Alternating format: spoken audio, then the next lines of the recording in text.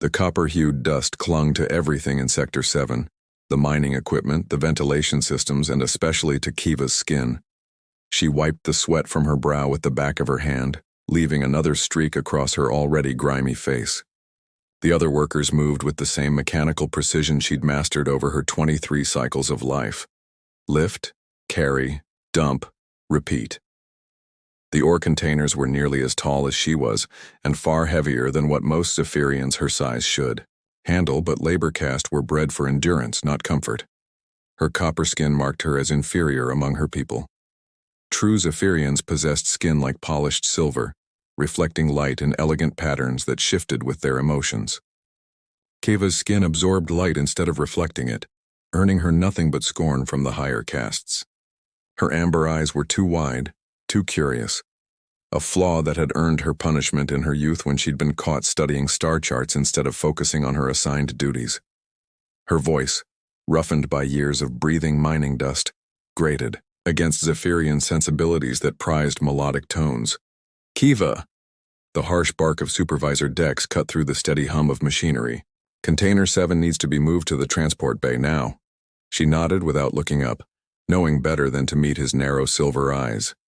Dex belonged to the warrior caste, not high enough to avoid this mining station assignment, but certainly high enough to make her life miserable. She hefted the container, her muscles straining against the weight, and began the long trek through the station's corridors. The mining station, designated Outpost Kepler 7, sat on the edge of known space where 3 territories intersected. It was a place for the unwanted, labor caste workers, disgraced warriors, and the occasional exile. Kiva had been born here, and she would likely die here. That was the way of things. As she rounded the corner toward the transport bay, the sound of unfamiliar voices reached her ears. Not Zephyrian. The cadence was different, warmer somehow. Human voices. She'd heard recordings during her brief education cycles, but never in person. Her curiosity, that persistent flaw that had caused her so much trouble, made her slow her pace. "Appreciate the Zephyrian Council agreeing to these negotiations," one voice was saying. "The mining rights in this sector could benefit both our peoples." Kiva peered around the corner and nearly dropped her container. 3 humans stood in the corridor, their strange pale and brown skin tones fascinating her despite herself.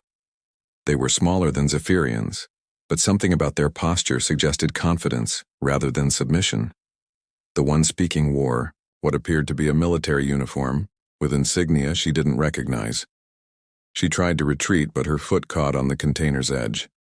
The massive ore container tilted, its contents spilling across the corridor floor with a sound like metallic rain. Kiva's heart stopped.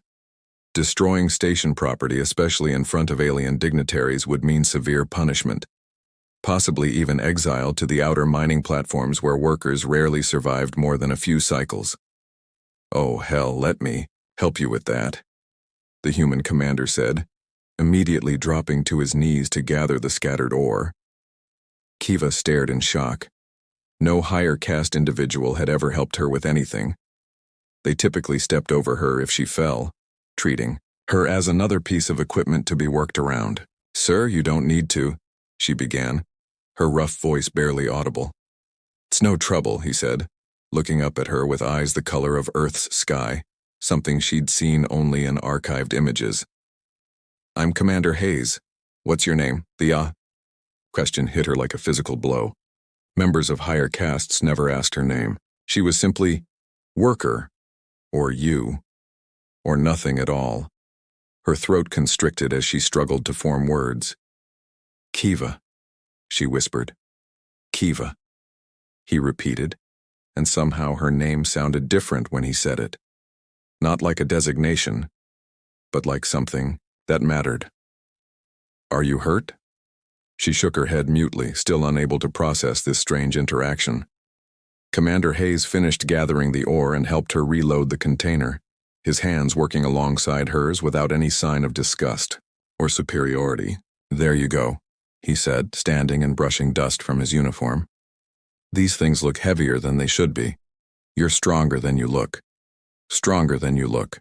Not know your place, or be more careful." or any of the responses she'd expected. Kiva felt something shift inside her chest, a warmth that had nothing to do with the station's recycled air. "Thank you," she managed, the words foreign on her tongue. When was the last time she'd had reason to thank anyone? "Commander," Hayes smiled, an expression that transformed his entire face. "Take care, Kiva." As he walked away with his companions, Kiva stood frozen in the corridor, or container forgotten. For the first time in her life, someone had treated her like she mattered, like she was worthy of basic kindness. The warmth in her chest spread, dangerous and intoxicating. She'd always known her place in the universe, at the bottom, looking up at beings better than herself. But in those few minutes, Commander Hayes had looked at her as if she belonged among the stars instead of crawling beneath them. It was a feeling she knew she should suppress. Hope was a luxury labor caste couldn't afford. But as she finally resumed her journey to the transport bay, Kiva found herself wondering what those sky-colored eyes had seen when they looked at her. Maybe, just maybe, it was something more than flaws. 3 days passed before Kiva saw Commander Hayes again. She'd tried to forget their encounter, burying herself deeper in her work, but his kindness had taken root in her mind like a persistent weed. When she finally glimpsed him in the corridor, again her heart performed an irregular rhythm that made her breath catch. "Kiva!" he called out, and she froze. Other workers turned to stare. A human commander knowing a labor caste worker by name was unprecedented. "Could I speak with you for a moment?" Panic flooded her system. Had she done something wrong? Had their previous interaction somehow violated protocol? She nodded mutely and followed him to a quieter section of the corridor, her hands trembling. "I wanted to thank you," Hayes said, his voice gentle. "Yesterday, you helped me understand something about the station's layout that none of the official briefings mentioned. The way you described the ore processing gave me insight into how your people organize their work." Kiva blinked in confusion. I didn't realize I was helping." "You were. Your knowledge of this place is remarkable." He paused, studying her face with those impossibly blue eyes. "I don't suppose you'd be willing to show me more? I have questions about the mining operations that only someone with your experience could answer." The request was so unexpected that Kiva forgot to be afraid. "Why would you want to know about mining operations? Surely the station commander—" "The station commander gives me statistics and efficiency reports," Hayes interrupted. "But I want to understand how things really work, how the people who do the actual work see things." Over the following weeks, their conversations became a secret ritual. Hayes would find her during shift changes, asking questions that seemed genuinely interested in her answers. He listened when she explained the intricacies of ore extraction, the way different minerals required different handling techniques, the delicate balance of life support systems in the deep tunnels. But their talks evolved beyond work. Hayes began visiting the observation deck during the quiet hours when Kiva took her brief rest periods. The deck was rarely used. Most Zephyrians found little beauty in the star-filled void, but Kiva had always been drawn to it. "You come here often," Hayes observed one evening, settling beside her on the metal bench. The proximity sent heat racing through her veins. "It's peaceful," she said, then immediately regretted the admission. Labor caste workers weren't supposed to seek peace, they were supposed to work, rest, and work again. "What do you see when you look out there?" he asked. Kiva was quiet for a long moment. No one had ever asked her that before. "I see places I'll never go," she said finally. "Worlds I'll never walk on, but sometimes I pretend I can map the routes between them. I've memorized star charts from the navigation computers. I know the trade routes, the safe passages, the dangerous sectors." Hayes turned to look at her, his expression serious. "On Earth, we have a saying. The stars are not so far away as they seem. It means that dreams aren't as impossible as they appear." "Dreams are for higher castes," Kiva whispered. "I was bred for labor, not dreaming." "That's where you're wrong." Hayes's voice carried a conviction that made her shiver. "On Earth, we believe that what you're born as doesn't determine what you can become. We have people who started as manual laborers and became starship captains, scientists, explorers. The concept was so alien to her worldview that she struggled to process it. But the castes are artificial constructs, barriers that someone else built to keep you in place. Hayes shifted closer, his shoulder brushing hers. Do you know what I see when I look at you? Kiva's throat went dry. What? I see someone who understands the mechanics of faster than light, travel better than most trained engineers. Someone who's memorized navigation charts for sectors she's never seen. Someone who looks at the stars not with resignation but with longing. His hand found hers, warm and surprisingly calloused. I see someone extraordinary pretending to be ordinary because that's what she's been told to do. The touch of his hand sent electricity through her entire body. No one had ever touched her with such gentleness, such reverence. You don't understand, she said, her voice barely audible. I'm not beautiful by our standards. My skin is wrong. My voice is harsh. My eyes are too wide. You could have any female on this station. The commander's daughters, the traders' wives. Why would you choose me? Hayes was quiet for a moment, his thumb tracing gentle circles on her palm. When he spoke, his voice was soft but certain. Because you look at the stars like they're still waiting for you. The words hit her like a physical blow, stealing her breath. She stared at him, this impossible human who saw something in her that no one else ever had, something that maybe she'd been hiding even from herself. The other Zephyrians are starting to notice, she said, trying to cling to practicality even as her heart raced. Supervisor Dex asked why a human commander keeps speaking to a labor worker. Station Commander Thex has been watching us. Let them watch, Hayes said firmly. I'm not ashamed of talking to you, I'm not ashamed of... He stopped, as if catching himself before saying something he wasn't ready to say. Of what? Kiva pressed. Hayes looked at her for a long moment, his blue eyes intense in the starlight. Of caring about you. More than I probably should. The admission hung between them like a bridge neither was sure they dared cross. Kiva felt the careful walls she'd built around her heart beginning to crack. For the first time in her life, someone saw her as more than a tool to be used. Someone saw her as a person worthy of care, of attention, of... She couldn't even think the word. It was too dangerous, too impossible. But as Hayes's hand tightened gently around hers, as his eyes held hers with an intensity that made her feel like the most important person in the universe, Kiva began to wonder if impossible things might sometimes be the only ones worth believing in. I should go, she whispered, but made no move to leave. Should you? Hayes asked, his voice low and warm.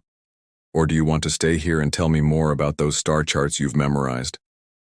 Despite everything, the fear, the certainty that this would end badly, the knowledge that she was stepping into territory that could destroy her, Kiva smiled. Really smiled. For the first time in longer than she could remember. Well, she said, settling back against the bench. There's this binary system in the Vega sector that has the most unusual gravitational anomalies. As she began to speak, Hayes listened with the same attention he might give to a briefing from a high-ranking official. But more than that, he listened like her words mattered, like she mattered. And for the first time in her life, Kiva began to believe that maybe she did. 2 weeks later, Kiva's world shifted on its axis with a single touch. She was explaining the orbital mechanics of the asteroid field surrounding Kepler-7 when Hayes reached out and tucked a strand of her dark hair behind her ear. The gesture was so gentle, so intimate, that she stopped mid-sentence, her breath catching in her throat. You're beautiful, he said quietly, his fingers still lingering near her face.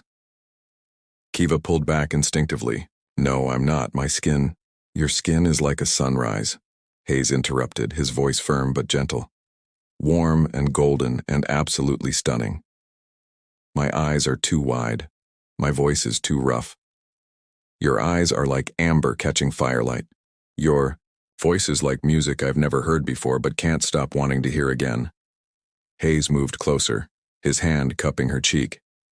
Kiva, you're extraordinary. Every single thing about you. The sincerity in his voice shattered something inside, She'd spent her entire life believing she was fundamentally flawed, unworthy of anything beyond basic survival. But Hayes looked at her like she was precious, like she was something to be treasured rather than tolerated. "I don't understand," she whispered. "How can you see me so differently than everyone else?" "Because I'm not looking at you through their eyes," Hayes said. "I'm looking at you through mine, and I see someone incredible." The kiss happened so naturally that later, Keva couldn't remember who moved first.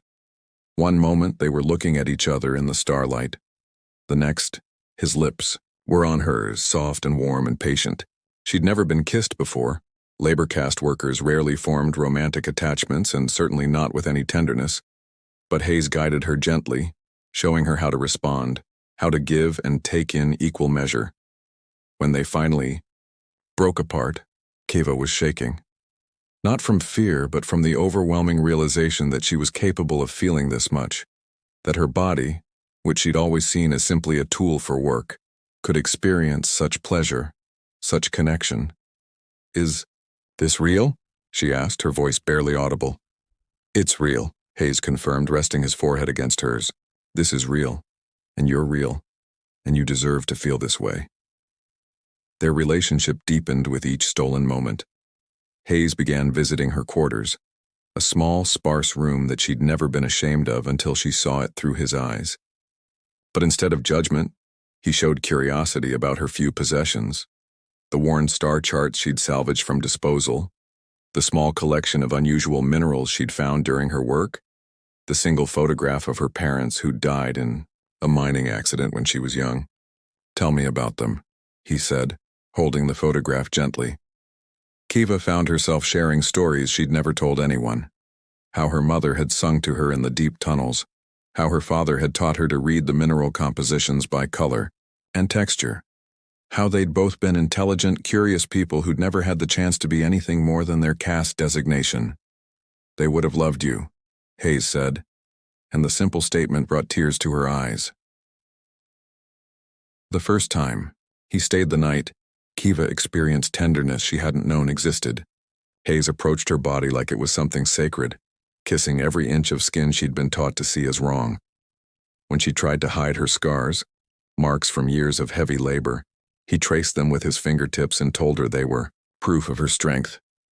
"You're perfect," he whispered against her neck as she trembled beneath his touch. "Every single part of you is perfect."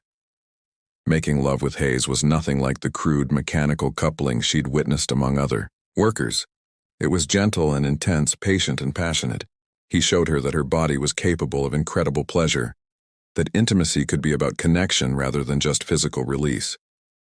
When she cried afterward, overwhelmed by emotions she'd never been allowed to feel, he held her and told her she was safe. "I love you," he said one night as they lay tangled together in her narrow bed. "I know it's complicated, I know it's difficult, but I love you, Keva. All of you." The words terrified and thrilled her in equal measure. "I love you too," she whispered back, the admission feeling like both a victory and a defeat. But their happiness existed in a precarious bubble. The other Zephyrians had begun to notice Hayes's frequent absences from official functions. Supervisor Dex had started assigning Keva to the most distant sections of the mine, trying to keep her away from the main corridors, and Station Commander Thex had begun making pointed comments about inappropriate associations during diplomatic meetings. The bubble burst 3 weeks later when Keva overheard a conversation she was never meant to hear. She was delivering ore samples to the administrative section when she heard voices from Commander Thex's office. The door was slightly ajar and she froze when she heard her name. "Cannot continue this association with the labor worker," Thex was saying, his voice cold with disapproval. "The High Council has sent word that they expect you to choose an appropriate mate from among our diplomatic families. Your relationship with this creature is damaging to both our people's reputations." "Keva is not a creature." Hayes's voice was tight with controlled anger. "She's an intelligent, capable woman who—" "She is labor caste," Thex interrupted. "Bred for physical work, nothing more. Your infatuation with her is understandable. Humans are known for their indiscriminate mating habits, but it must end." The High Council has prepared a selection of suitable females from warrior and merchant castes. You will choose one of them, or the mining negotiations will end immediately. Kiva felt the world tilt around her. Of course. How could she have been so foolish as to believe this could last? Hayes was a commander, a diplomat, someone with actual importance. She was nobody, less than nobody.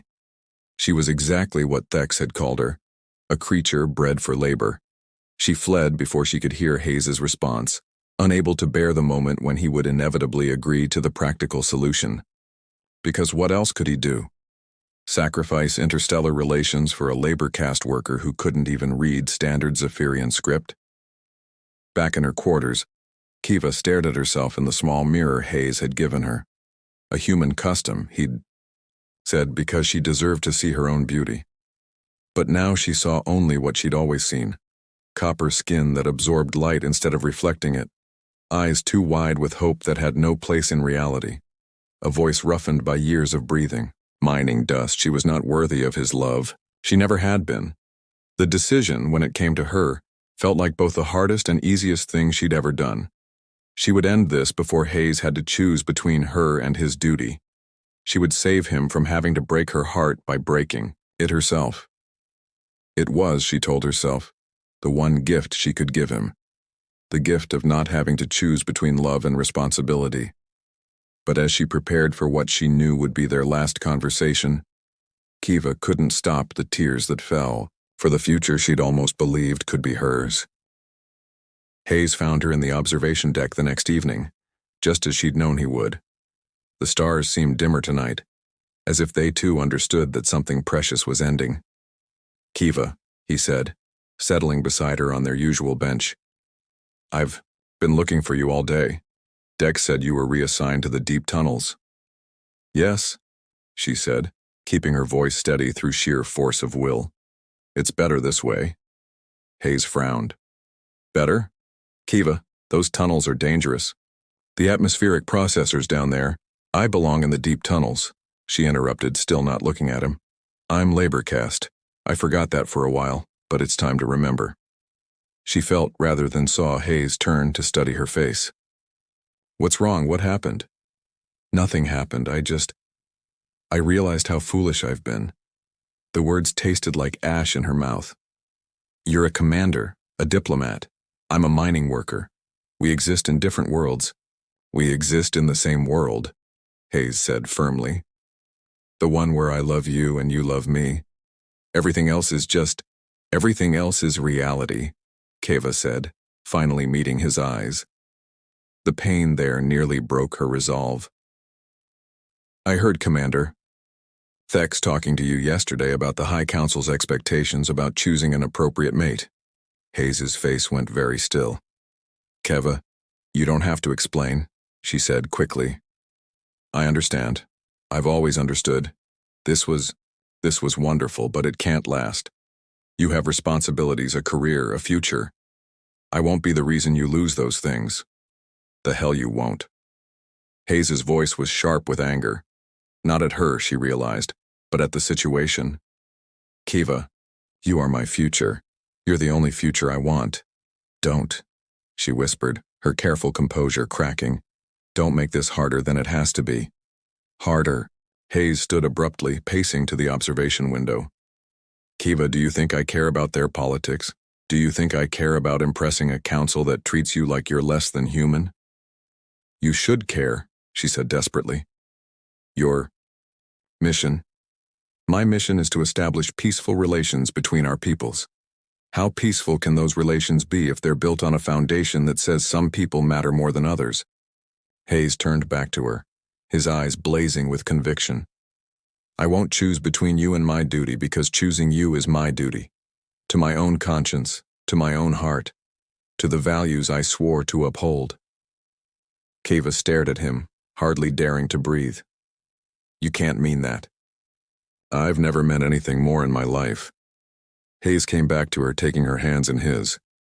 "Tomorrow night there's a formal diplomatic gathering. The High Council representatives will be there, along with all the station's senior staff. I'm going to announce my choice." "Hayes, no. I'm going to announce that I choose you. he continued, his voice unwavering. Not because it's politically expedient, not because it's expected, but because you're the most remarkable person I've ever met. Because you deserve to be chosen, to be valued, to be loved exactly as you are. Tears spilled down Keva's cheeks. They'll destroy you, they'll end the negotiations, ruin your career. Then let them, Hayes said simply. I'd rather be ruined with you than successful without you. The next evening, Kiva stood at the back of the main assembly hall, hidden among the serving staff. She'd tried to stay away, but she couldn't bear not witnessing Hayes's destruction firsthand. She owed him that much. The diplomatic gathering was formal and elaborate, with representatives from the Zephyrian High Council resplendent in their ceremonial robes.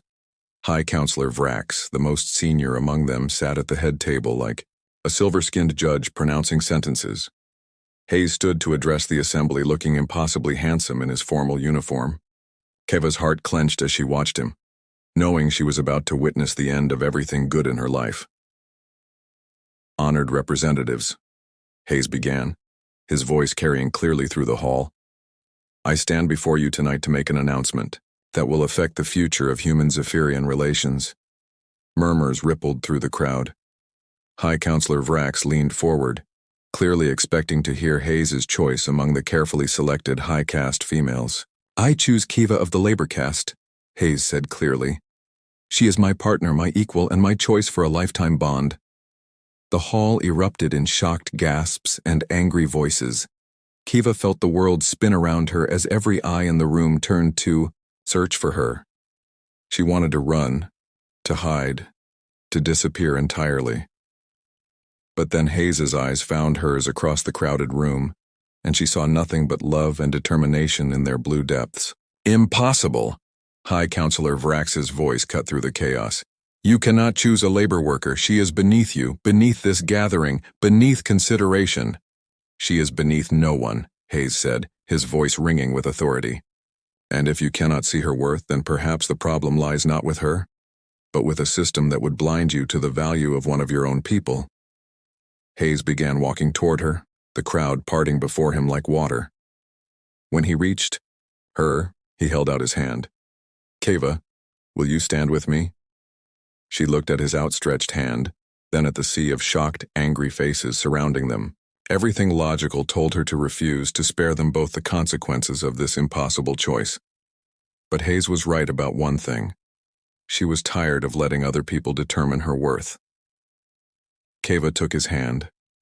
Together, they walked back, to the front of the hall, every step an act of defiance against everything she'd been taught to believe about herself. When they reached the podium, Hayes turned to address the crowd once more. I know what many of you are thinking, he said, that I'm throwing away my career, my mission, my future for someone who isn't worth it. But I want to tell you what I know about Kiva.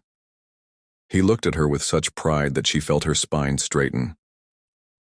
She understands astrophysics better than most trained navigators. She's memorized star charts for sectors she's never seen. She spent her life performing dangerous, essential work without complaint or recognition. She looks at the universe with wonder and intelligence and hope, despite being told repeatedly that she's worth nothing. Hayes's voice grew stronger. She is brilliant, courageous, and extraordinary. And if your society cannot recognize that, then perhaps it's your society that needs to change. The silence that followed was deafening. Then, slowly, High Counselor Vrax stood. You would risk everything for this creature? I would risk everything for the woman I love, Hayes said simply. And I would do it again. Kiva felt something powerful unfurling in her chest.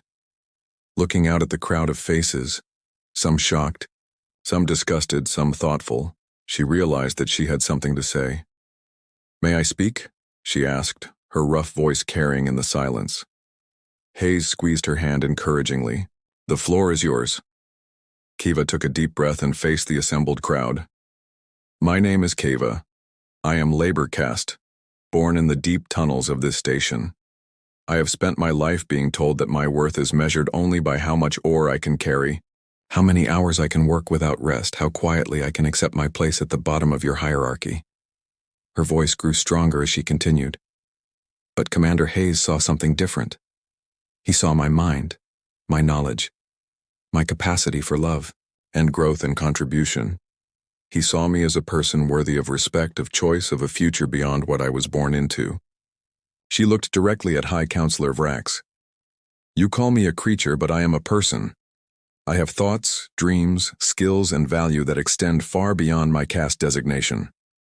And I am not the only one. There are thousands of us in the deep, tunnels in the maintenance sectors, in the forgotten corners of your society. We are people, not tools. We deserve better. The hall was utterly silent now. Keva could see some of the lower-ranking officials nodding slightly, could see uncertainty in faces that had been certain of their superiority moments before.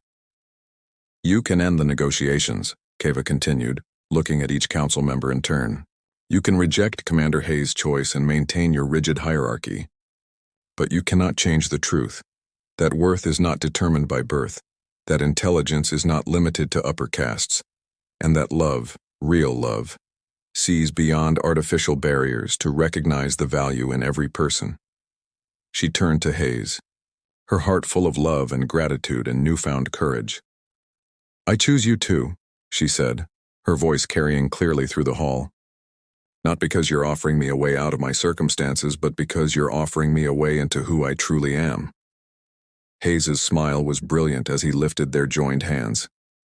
Then let's go discover who that is. Together.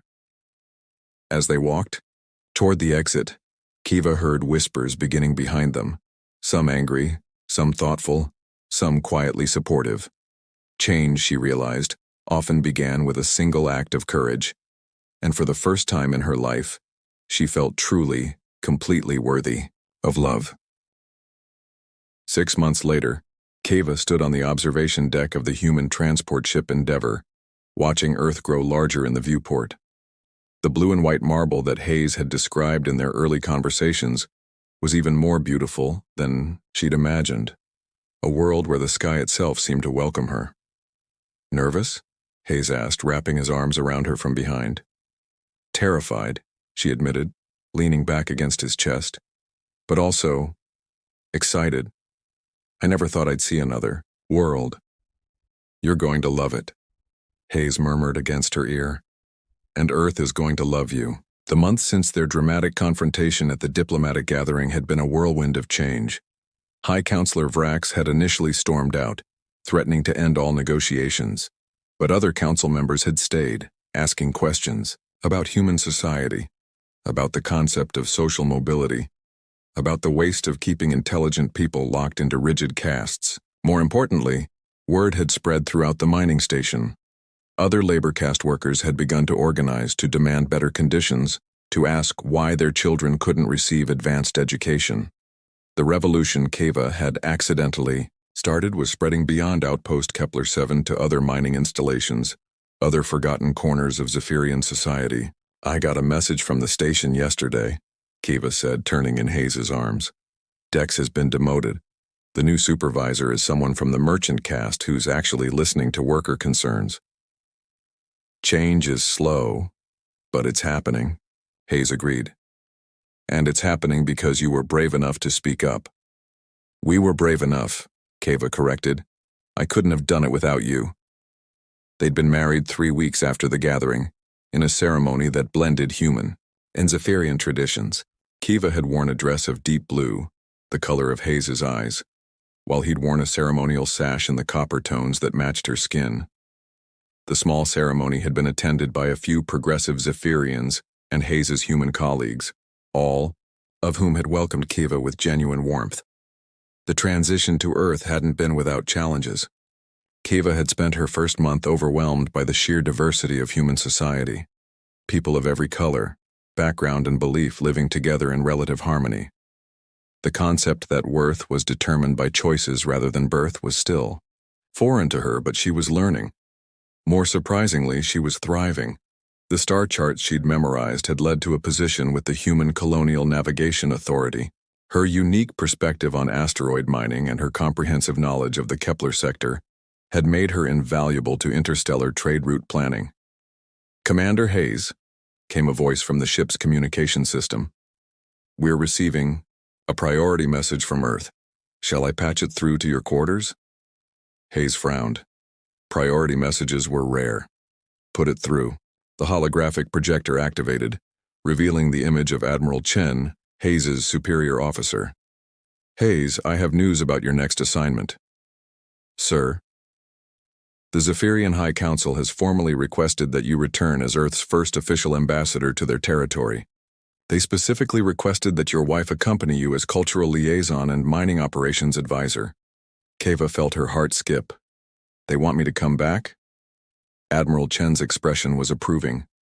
Ms. Keva, Ambassador Keva, your speech at the diplomatic gathering has been circulated throughout Zephyrian space.